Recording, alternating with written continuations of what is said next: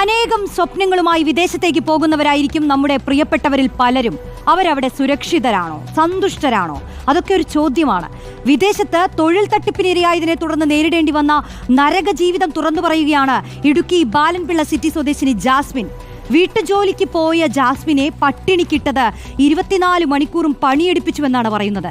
അനുസരിച്ചില്ലെങ്കിൽ അതിക്രൂര മർദ്ദനവും നേരിടേണ്ടി വരും പോലും.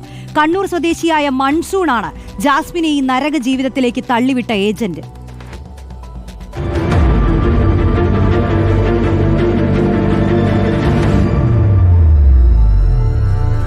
സഹിക്കാൻ മേലാത്തതിലപ്പുറം സഹിച്ചു. അങ്ങനെ സഹിച്ച് വിശപ്പും ദാഹവും ഇല്ലാതെ ഊണും ഉറക്കമൊന്നും ഇല്ലാതാണ് ഞാൻ ഇത്രയും കഷ്ടപ്പെട്ട് ഞാനിവിടെ എത്തിയത്.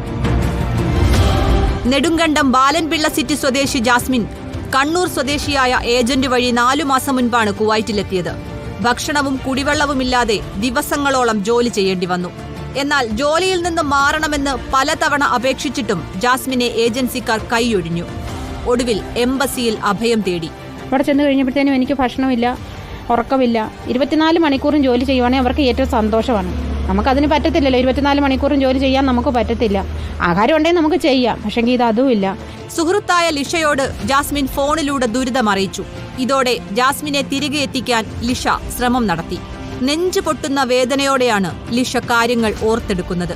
കുടിക്കാൻ വെള്ളം, പച്ചവെള്ളം ചോദിച്ചപ്പോൾ ക്ലോസറ്റിൽ കൊണ്ട് തല മുക്കിക്കൊണ്ട് കുടിപ്പിച്ചെന്ന് പറഞ്ഞു. അതുപോലെ തന്നെ പുള്ളിക്കാരിയെ ബാക്കി സ്റ്റിച്ച് വെച്ച് അടിച്ചേക്കുന്ന പാട്, ഈ 2 സൈഡും ഇങ്ങനെ ബാക്കി സ്റ്റിച്ച് വെച്ച് അടിക്കുന്ന പാട് കരിനീലിച്ച് കിടപ്പുണ്ട്.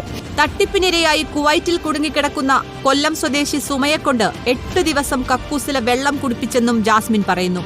കണ്ണൂർ സ്വദേശി മൺസൂണാണ് ഏജന്റ്. സമാന അവസ്ഥയിൽ വിദേശത്ത് നിരവധി യുവതികൾ കുടുങ്ങിക്കിടപ്പുണ്ടെന്നും ഇവർ പറയുന്നു.